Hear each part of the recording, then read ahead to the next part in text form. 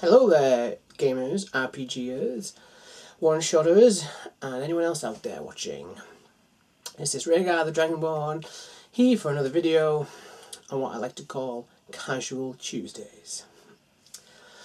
And in today's video, I would like to talk about my experiences and the inevitable collection of goodies I acquired at this year's UK Games Expo. Now, for those of you who don't know, the UK Games Expo is a UK convention centred around bringing all the different disciplines of tabletop gaming together in one place for a weekend of glorious gaming heaven. That includes tabletop RPGs that I am obviously really loving, board games, card games including collectible card tournaments, miniature games and tournaments for them such as X-Wing, Warhammer, that sort of stuff, as well as LARPing events for people who like to do that, and a whole host more, such as the Star Trek simulation game that was there, and God, there is so much there that my brain is struggling to get it all in my head right now. But yes, this was the 10th anniversary of the show. I've just gotten back last afternoon, evening time, so I've still got a bit of a convention stubble going on as I acclimatise being back to normal life. Yes. For anyone who is thinking of going to a convention in the UK or international friends out there, you should really think about giving this event a go. It is incredible. They have really come a long way since their humble origins 10 years ago, when they were just maybe a few hundred people, and now they're clocking in, tens of thousands. It's amazing. So this year I was in 5 games, I believe. They went from, on the Friday, in case you're curious to what I played Star Wars on a Friday, followed by some Cthulhu, run by the wonderful Sean Connors, known as Outsider 66. The tubers out there.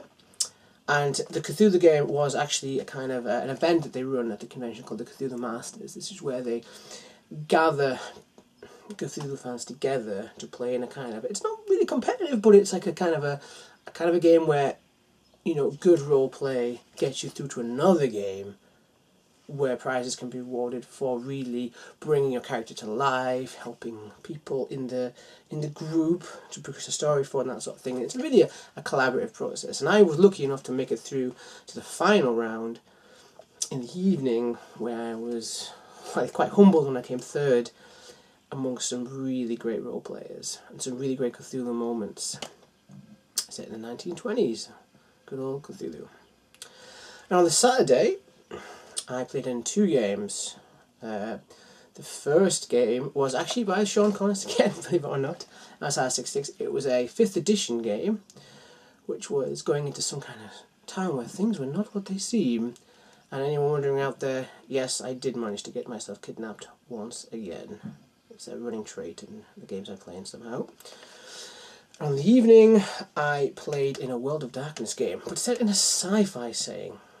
Sci-fi sort of story rather than technically, probably a bit misleading there, and that was incredible. The concepts of how to manipulate different realities was there. The idea of messing with technology beyond the means of human knowledge was there. So it was kind of Cthulhu-esque, but just the idea of playing a game and talking about the nature of reality just was really cool. And on the Sunday I played another World of Darkness game on the final day of the con, which was set in a convention hall, believe it or not. A bit of a murder mystery kind of ghost story, which was really cool as well. I had a lot of fun. So yeah, guys, if you're thinking of giving a convention a go, or if you've never played any kind of role-playing tabletop board game, this is the place you want to go if you want to give it a go. You're going to have a lot of fun and no disappointment. Brilliant. So I'm going to stop gushing about the con for a second, because I'm sure you're all wondering, what did Rhaegar get from the con? Did he get any goodies? Did he get any new games? You're damn right he did, and my poor wallet is now recovering for quite some time. So if you're curious to see what I got, hold your horses. The motherlode is about to begin. So I think we will start with, since I was talking about Cthulhu, I picked up the new edition. Fortunately, I couldn't get hold of the Keeper's Guide, but I did manage to get the Investigations Handbook of the 7th edition. Now, I was a little bit wary of buying a new edition of Cthulhu because I already have a lot of Cthulhu by this point, namely Actung, Delta Green, which was my first kind of foray into Cthulhu, and I have the 6th edition. But one of the handy things about going to these conventions is generally there'll be someone from the team that wrote them or someone directly involved in the process of these books' creations there to talk to. So I was able to field all the kind of worries and questions I had about this edition at the people who wrote it. And they were able to answer the questions because they understood the system and the setting and everything. And that's really great because you don't generally get that when you go to a local gaming shop or you buy online. You're actually speaking to these actual people face to face. And I was really impressed with the reasons why they did the things they did in this version, why they changed things. So it sold me on it, and I ended up getting quite a lot in the end. So I got the Investigator's Handbook, and I picked up the Lovecraftian Horrors book, which is a kind of bestiary, I suppose, for the different creatures. Now, this book wasn't needed to run the game, but one of the things I like to get bestiaries because you can set an entire story or scenario or one-shot around a creature from these books because they can inspire an idea of how they affect the world and hunting them down and what kind of craziness can happen by having them in a game. So usually they're great for inspiration. For example, let's give you a little picture of one of them, look, something like that. How cool is that? If a little kind of creepy. Well, it's huge, isn't it? I can't really get it in one shot. There we go. Pretty sweet, huh? So I'm looking forward to mining this for ideas and putting them in the game. Jesus, that's scary. Alright, I'm going to put this away before I start getting nervous on camera and looking at all those things. Let's not do a sound test. I also picked up the Keeper's Screen. Now, when I first started out, right, guys, I should say I wasn't really a fan of screens. I thought, well, I like to have an open kind of casket in front of my players. I don't like any barrier between us. I like to have my ears open and be able to talk to them just directly, so they can see my body language. They can see me role playing the NPCs.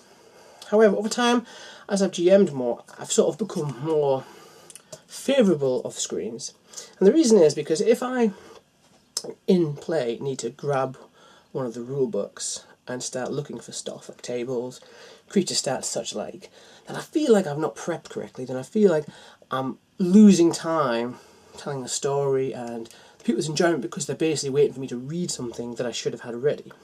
And these things have cut down that problem immensely. So, yeah, glad I got it. I also, because I was in the Cthulhu Masters, was given a free set of these dice because Chaosium sponsored it this year. Because Chaosium are for the first time that I'm aware of, back in business and coming to the conventions. And the UK Games Expo may have been the first one they've been to in some time.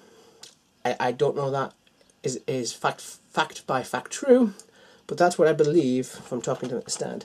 So I was very appreciative for giving me a spare set of dice, because you can never have too many dice.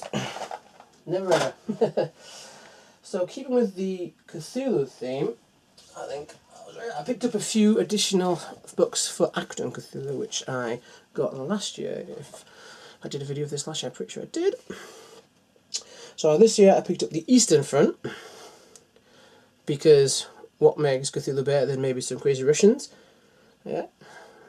No offense to any Russians out there, love you guys. But historically, got some cool stuff in there.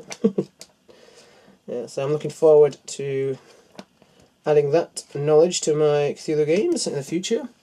It's a second book. I do love what Madufi has put out for Cthulhu. The artwork here is fantastic. Fantastic. And I also, for the first time in quite a while, picked up a campaign book. Namely, Actung Cthulhu. Shadows of Atlantis, I'm looking at the top there. Now, I know that a lot of people are a big fan of pre-written campaigns, and I totally understand where you're coming from. I personally like to write my own stories too when I'm running campaigns, I like to put my own ideas and connect the players to them. However, you know, now and again you've got to give a company a chance, and everything Modiphius has put out so far I have absolutely loved. So I thought, you know what, I'm going to give this a try and see what it's like, because even if it doesn't match up to my players that I get to run it with, you can mine these books for ideas, for NPCs, for factions, you know, and it's still a great resource. So, you know, I think money well spent in the end. Yes, there's still more to come. Yeah. I also picked up, speaking of screens, the Mutant Year Zero screen. I picked up that last year, and I'm very excited to see what this has in it. I'm not sure if it has any scenarios in there. It might just be the screen, but curious to find out. Speaking of mutants, actually, now I like, when I go to these conventions, I like to try and pick up something new. Something I've never played, ran before, or really heard of. I like to expand my horizons and try new stuff. I think that makes me a better player, and I think always reading stuff of other games makes me a better GM as well, because, you know, you can get an idea from everything. I know that's a bit cliched, but, you know, not every cliche is false. Alright, so I picked up, while I was at the Modiphius stand, a book that, again, that I'd heard of but never really played, is this, Mutant Chronicles, which I believe is a kind of pulpy, futuristic sci-fi, set off Earth, I don't know, I'm doing the shorter thing, game with mutants, I suppose. And the reason, again, that this sold me is because I was talking to one of the guys that worked on it, and he explained how Earth had been ruined, and most of the factions in here are in the solar system, and how it's pulpy, it's fast, it's cool, and it runs on a new game engine that I've never had encountered before, which is Modiphius' own 2D20 system, which I believe is what they're going to use for Conan, which I'm interested when that comes out. So I thought I'd pick it up, give it a try, see what it's like, you know. Always good to try new things. Now, because I got it from the stand, and one of the reasons of going to these conventions is really cool, is you tend to get free stuff, and you tend to get like more things there than you would if you bought them separately, because they are brand new, or they've just come out with them. So I got the player's guide free with it, very appreciative, always good to have that, so I don't have to use the same book for everything, and posters. Who doesn't love a free poster? Should we see what this is? I'll actually open this. Let's have a look. Let's have a gander. See me trying to multitask on camera. Right, brilliant. Can you even, you can see this, oh. Right. Can you guys see that? I hope so. Pretty cool. Looks like that's the cover, and oh yeah, now we're talking. We've got a massive map now. That's always useful in a campaign. Always good to have. I'm very happy about that. Awesome. Brilliant. Right. Okay. Yep. Still more to come. This is like my big gaming event of the year, by the way, peeps.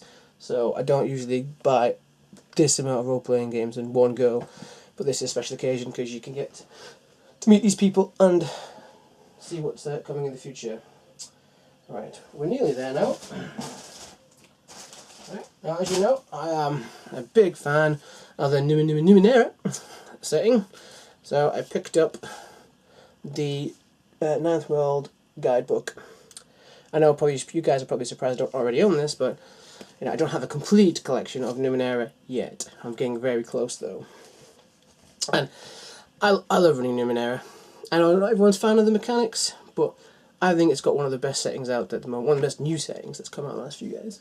Because it's just like a library of ideas that you could take. I mean, you could take stuff out of this game and use it anywhere, and you can run pretty much any kind of idea you've got in there, because it incorporates such a wide array of kind of, I think, science, technology, magic, factions, you know, ideals, that it really lets you do what you want with it. And the mechanics make it simple to bring it to life, I think. I'm not saying it's perfect at all, but I'm really impressed with what I've done with it so far. I'm looking forward to running more in the future. And the art, again, is amazing. I found something here. Let's have a look. Yeah, look at that. Check that out. Guys, can you hear that? Hard to get the angle right. Check it out. Ooh, let's get closer. Ah, yeah. Brilliant. And last but not least, I think we're finally in the end now. I picked up Dragon Age, the role-playing game. Now this was the top of my hit list, which would go on the convention. I really want to pick this up, because I found it quite hard to find online in the last few months. Maybe that's just because it had been recently kickstarted, or possibly because, you know, the initial run had gone out of print. I couldn't find it, and I really wanted to pick it up, because I'm a massive fan of the Dragon Age video games. Second one, it's a bit so-so, but the others, fantastic, love it. I love what they do with the races in this setting, and how they're kind of a bit different from all the other interpretations I have encountered so far. And guys, I haven't read everything everywhere.